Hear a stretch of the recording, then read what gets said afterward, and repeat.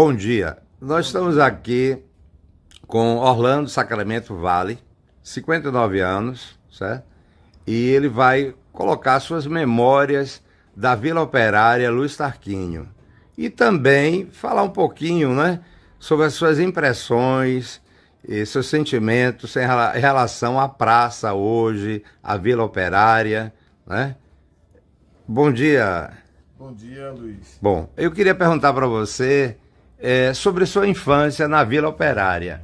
Conte aí pra gente. Bem, meu nome é Orlando Sacramento Vale, sou filho de operários, seu Jaime Vale e Maria José Sacramento Vale, meus pais que foram operários e se aposentaram na fábrica de Luiz Tarquínio. Eu nasci na Boa Viagem, na Vila Operária, ali na Avenida Luiz Tarquínio, em frente ao Colégio Estadual Luiz Tarquínio. Então eu tenho uma memória muito recheada de vivências, né, junto com meus vizinhos, com meus parentes, minha família, dentro da Vila Operária. É uma história que eu respeito muito, é uma história que eu amo, é o meu lugar e é um lugar que eu considero como um dos mais importantes da história da indústria na Bahia. Que foi uma coisa...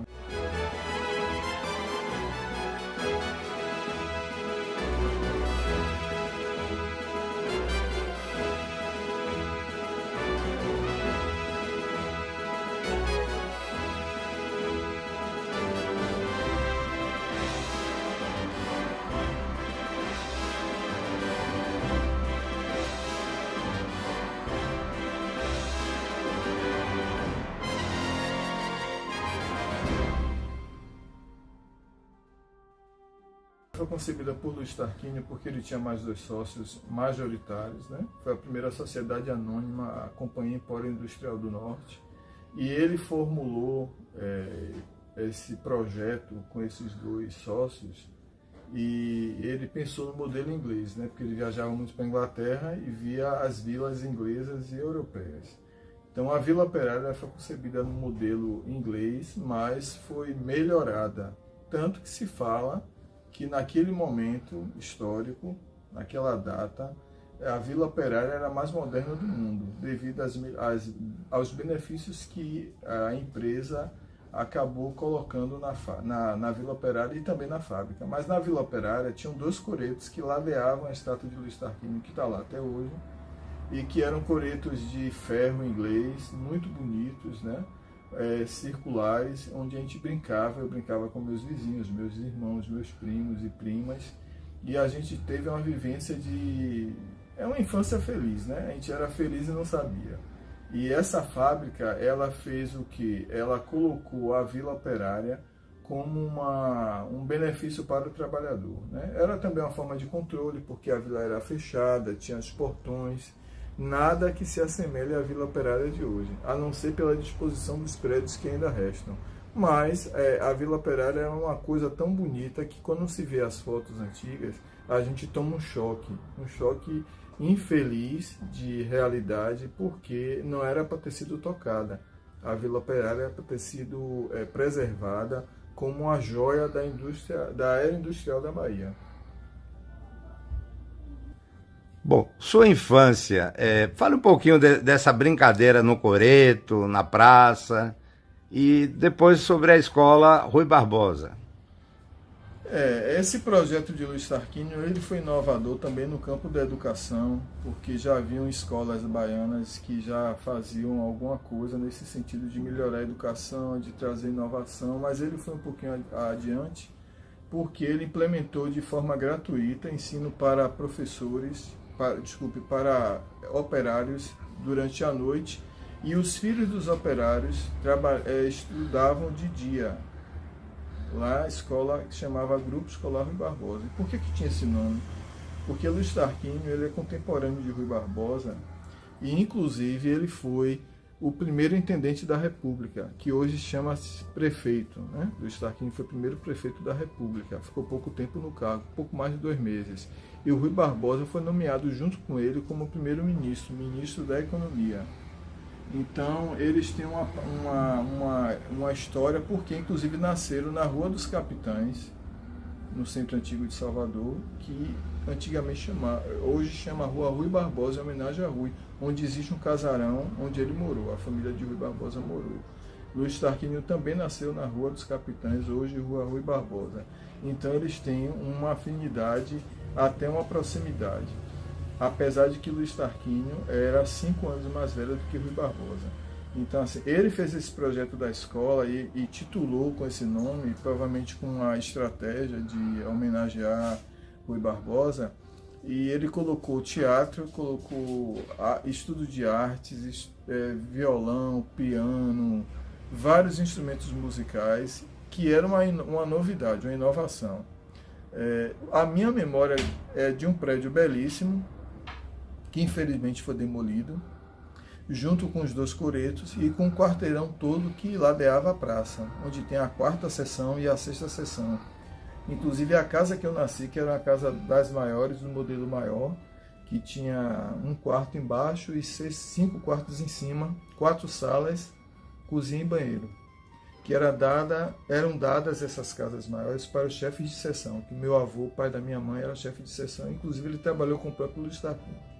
Então o que é que acontece? Essa memória que eu tenho é uma memória fabulosa, onde eu e meus amigos, né, a gente frequentava essa praça, onde a gente brincava, e minhas primas mais velhas e alguns primos que ainda estão vivos, eles também estudaram. Eu não estudei na escola, mas eles estudaram na escola e disse que era uma coisa fenomenal. Tinha dentro, tipo quase como um conservatório. Tinham professores da UFBA que fundaram a Escola de Belas Artes da UFBA, que ensinavam para lá, porque o Luiz Tarquínio era mecenas deles. Eles iam para a Europa bancados por Luiz Tarquínio, em contrapartida ensinavam as crianças técnicas artísticas, que é uma coisa fabulosa, né? Quase não se vê isso hoje.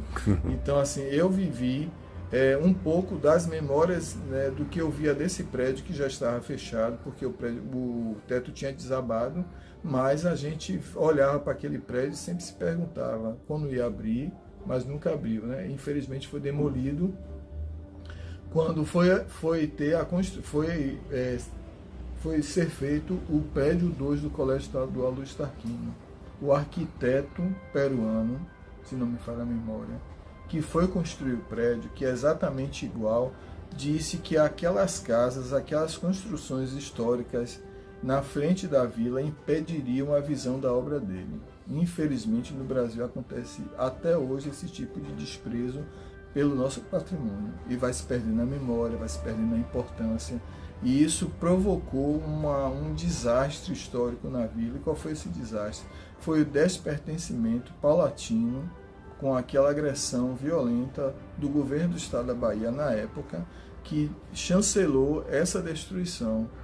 E isso começou a descaracterizar a vila, porque as pessoas pensam que foram os moradores. Não houve realmente uma educação patrimonial e não houve a tutela do Estado no sentido de preservar o patrimônio, porque se pelo menos as fachadas fossem mantidas, né, a vila seria hoje um espetáculo onde atrairia muitos turistas, inclusive os ingleses, que se sentem um pouco responsáveis pela ideia original, né, que Luiz Tarquínio teve ao visitar as vilas e fábricas de lá da Inglaterra e da Europa. Ele praticamente fez uma melhoria, ele copiou, mas fez muito melhor do que eles. Então, assim, a memória que eu tenho é de brincar, de correr, de fazer festas, São João, todas as festas, e havia um grempório, a gente tinha muita diversão, e era uma vida, como dizer, para as crianças, era uma vida bem feliz.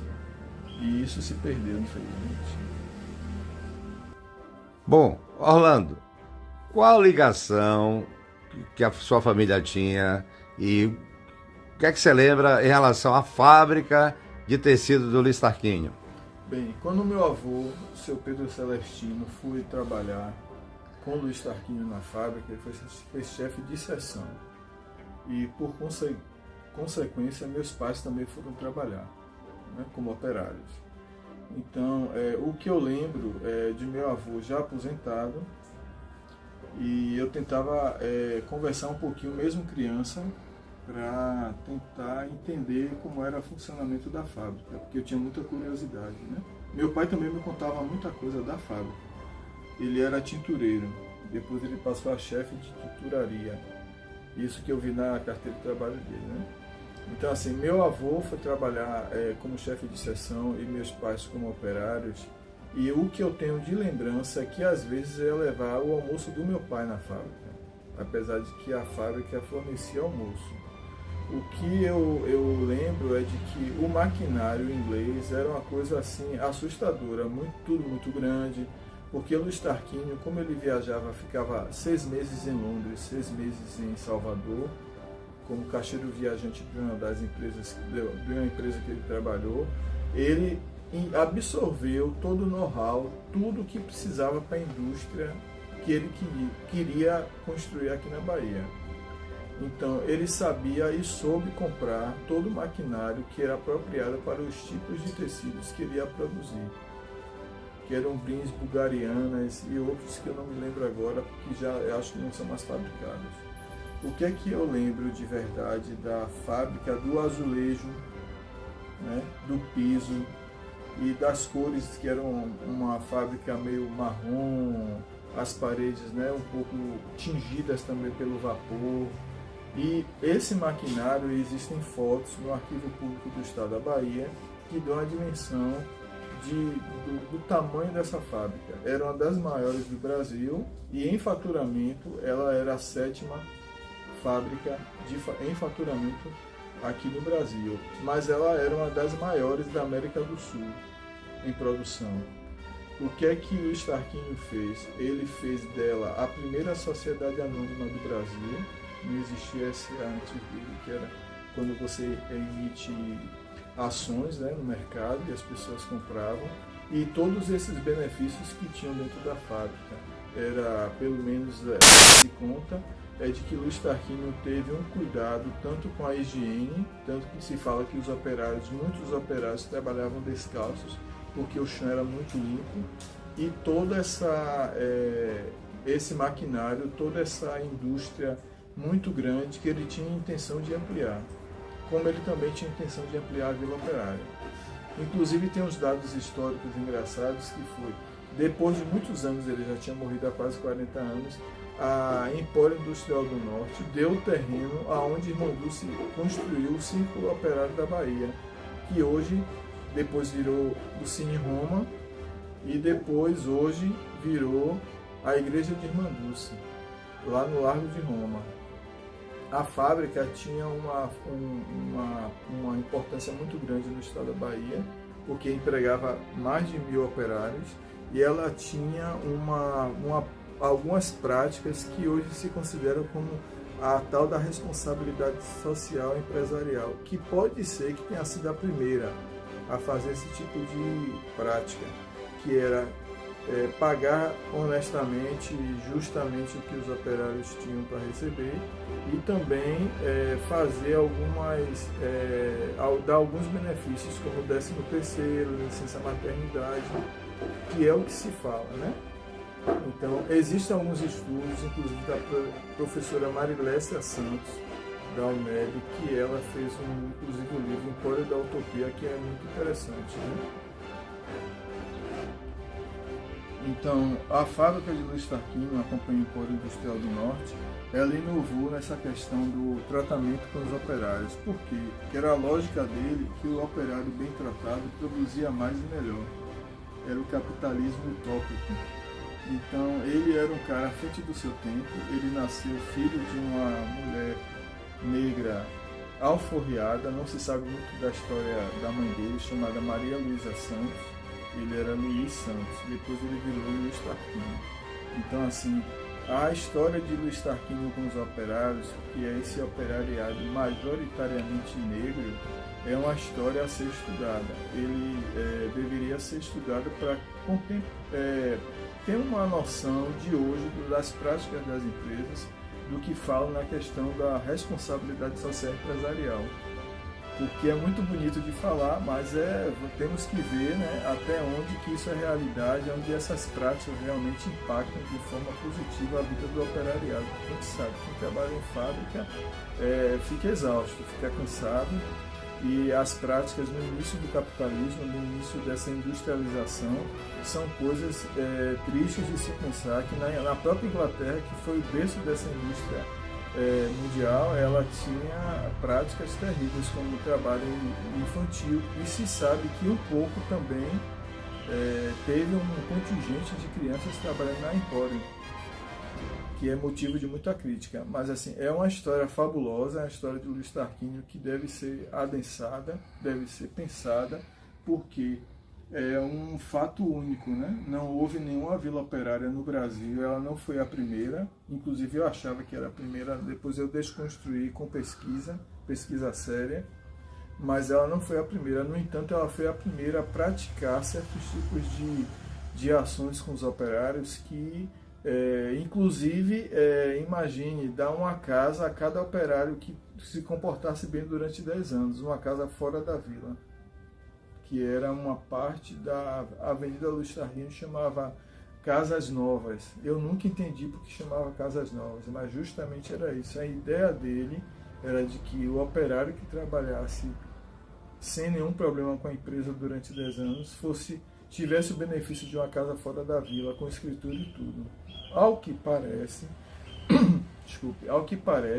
houve uma mulher que recebeu, mas que depois morreu, talvez a fábrica tenha recebido a casa de volta porque ela não tinha parentes.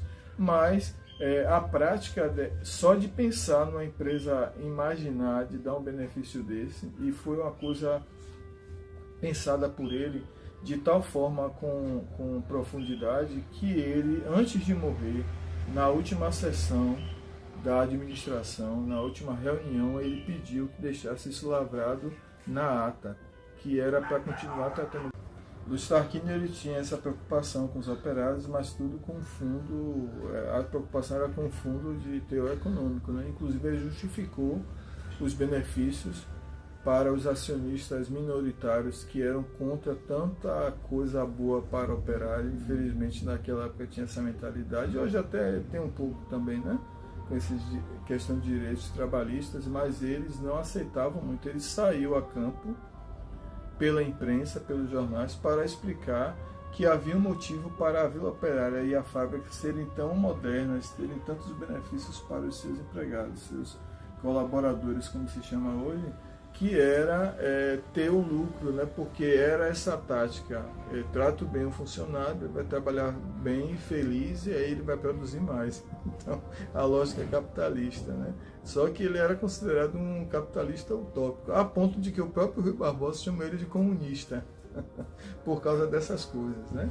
Mas a história é muito recheada de nuances, e cada vez que a gente vai ler essa história do Luiz Tarquínio, vai revisar, é muita coisa nova para se pensar, mas essa questão da responsabilidade social é uma coisa muito interessante de se pensar, porque hoje ela é vendida como uma coisa moderna, mas ele fez isso há mais de 130 anos, né? 131 anos a Vila Operária vai fazer agora, em maio, dia 24 de maio, pertinho, né? Então, essa prática é nova, ela é recente, mas ela tem 130 anos, né? E as empresas vendem isso como uma grande coisa, uma coisa que é para se pensar. E a questão de empreender também, né? Empreender nos seus funcionários. A satisfação, né, do funcionário no trabalho vai dar o quê? Condições para que ele produza mais, né? Que ele se sinta também membro da empresa, né?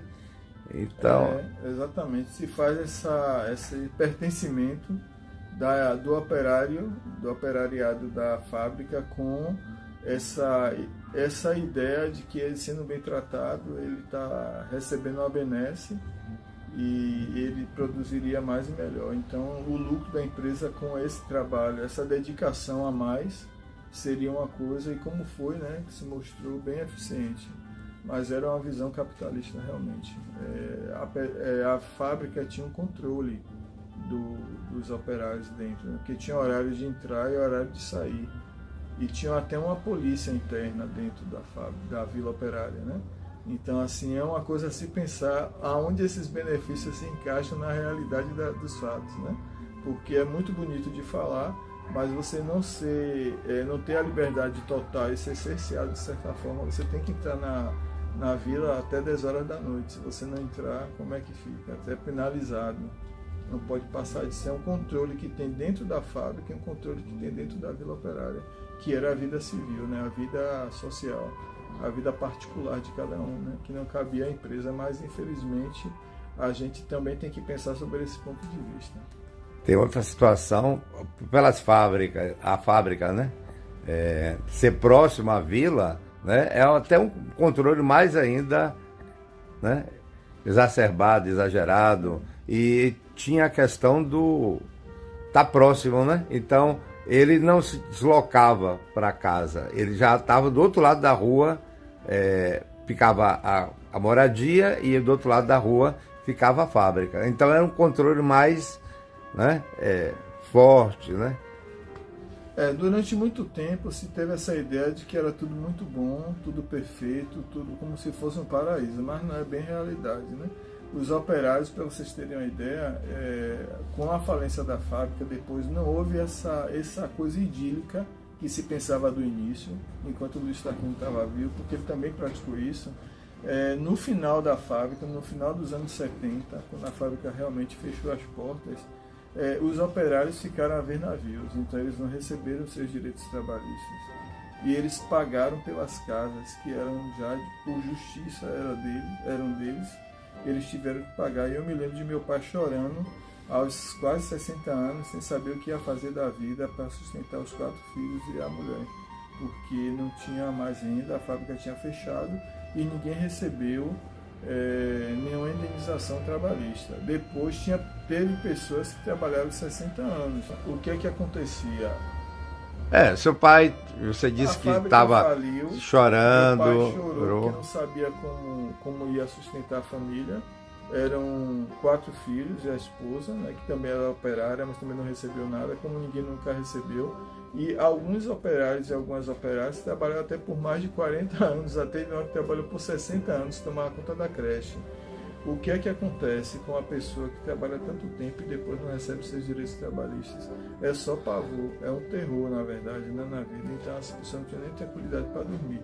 Aí o que foi que aconteceu? Tiveram que pagar aluguel sobre essas casas, que foi uma das maiores humilhações que eu já vivenciei lá na Vila Operária. Vamos à questão, eu vou dizer uma frase ou uma palavra e você vai completar, né? Seu pai para você e sua mãe. Meu pai, meu herói. Minha mãe, minha mãe.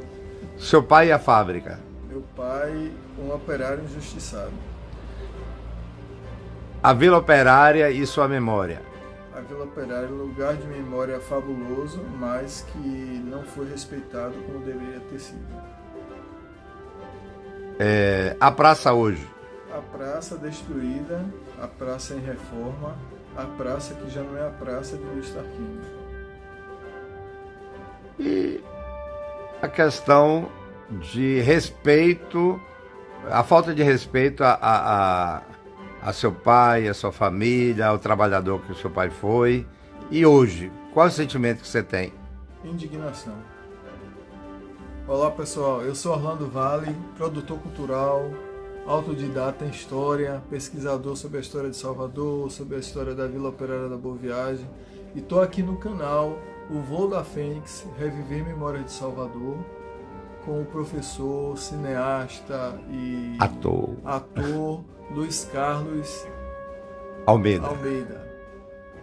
Estamos juntos. A gente está junto aqui nessa empreitada pela história de Salvador, por tudo que representa a nossa memória, tudo que importa e tudo que a gente não quer ver destruído, tudo que a gente quer preservar. E chamamos outras pessoas a participarem, né? Isso. Estamos hoje aqui juntos e misturados.